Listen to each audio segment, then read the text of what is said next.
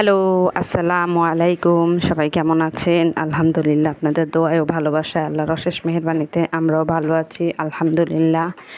তো ঘরের গ্রসারি ছিল না, বিকেলে চলে গেলাম বাজার করতে।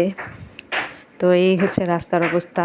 কয়েকদিনের বৃষ্টিতে রাস্তার খুব বাজে অবস্থা, তাও আজকে কিছুটা শুকনা দেখা যাচ্ছে। এই কয়েকদিন মানে রাস্তাই দেখা যায়নি পানির জন্য, এতটা বাজে অবস্থা ছিল। তো আজকে একটু বৃষ্টি কম থাকায় আজকে একটু হাঁটা যাচ্ছে। রাস্তার পরিবেশটা কিছুদিনের তুলনায় কিছুটা ভালো এখন আলহামদুলিল্লাহ। আর বৃষ্টি না আসলে ভালো হবে। তো যাই হোক, চলে যাচ্ছি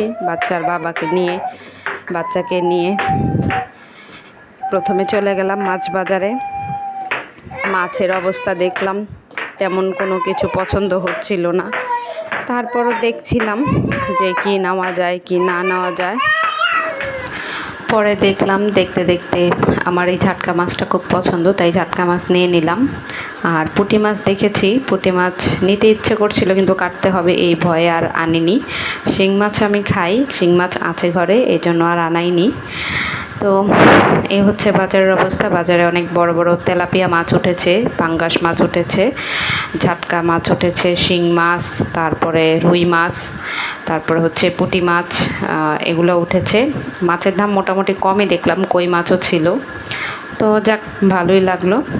এখন মাছ কিনে সামনের দিকে হাঁটা শুরু করলাম। এখানে আবার ছেলেরা ফুটবল খেলছিল, ওর আব্বু আর আমার মেয়ে কিছুক্ষণ খেলা দেখলো দাঁড়িয়ে, আমিও দেখলাম।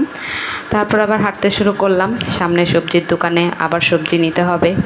তো কিছু সবজি দেখছিলাম, ওর আব্বু বারবার বলছিল কি সবজি নিবে, কী নিবে, আমাকে প্রশ্ন করছিল। আমিও পছন্দ করছিলাম, শাক দেখে নিতে চেয়েছিলাম, বাট শাক এখন নেওয়ার ইচ্ছা হয়নি। তারপরে ব্যাক করলাম ওইখান থেকে, যেখান থেকে আমরা সবসময় সবজি কেনাকাটা করি, ওই দোকানে গেলাম।